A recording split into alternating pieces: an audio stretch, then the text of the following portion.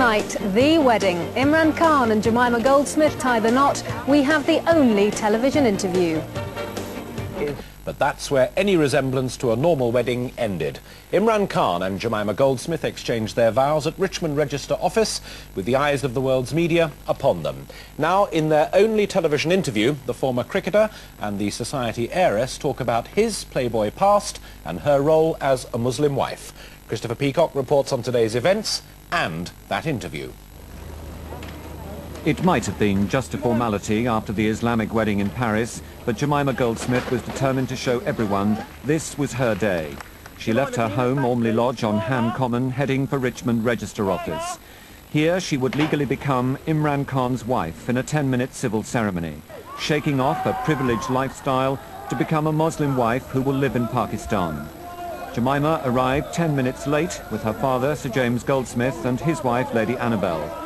She's the catch the Pakistani cricketer was not prepared to drop after he'd been seen about town with scores of beautiful women. Jemima wore a long-skirted cream suit designed by Bruce Oldfield with a large brimmed hat, enough of a cover-up to satisfy Muslim traditionalists. Imran Khan admits he's prepared for this marriage as if it's a cricket match. He says he has no guarantee it will work, but he's prepared to give it his best shot.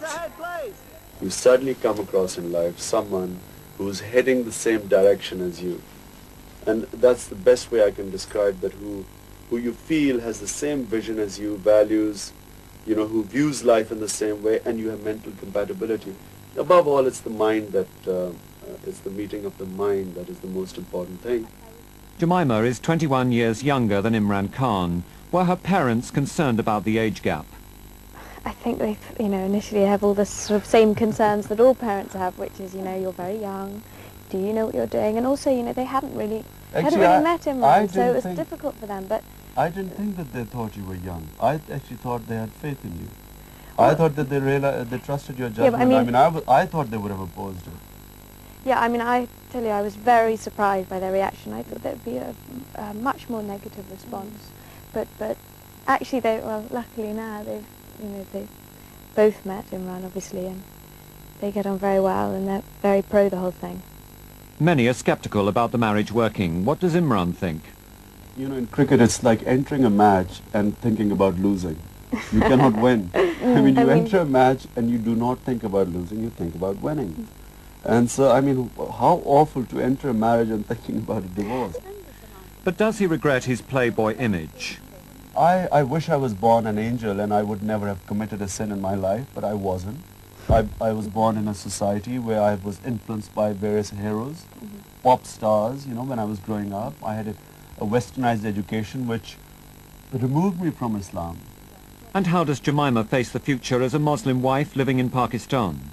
I know it's a big challenge, really, to try and adapt to that kind of culture, but I don't really have any kind of huge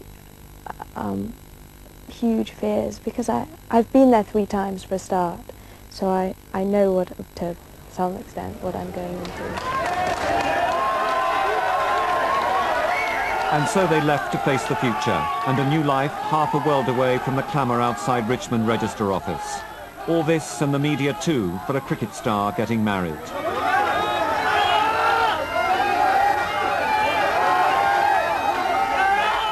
They return to Ormley Lodge tonight, where a wedding supper awaits, attended by royalty.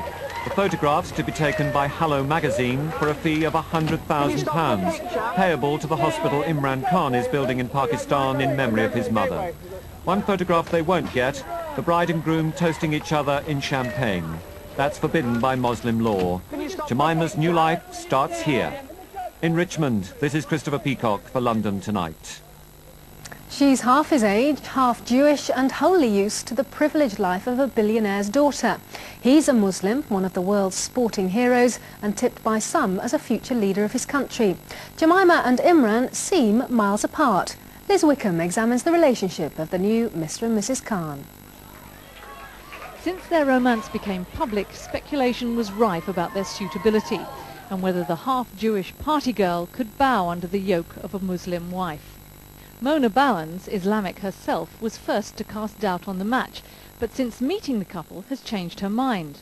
they were so at ease with each other, and she's a very, very intelligent girl who's thought this through.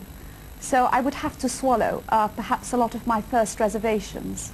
Mona has given Imran and Jemima a copy of the Quran encrusted in mother of pearl, showing her faith in Jemima's conversion to Islam. Look, I'm a Muslim woman. You know, I dress when I'm in this country in modern dress.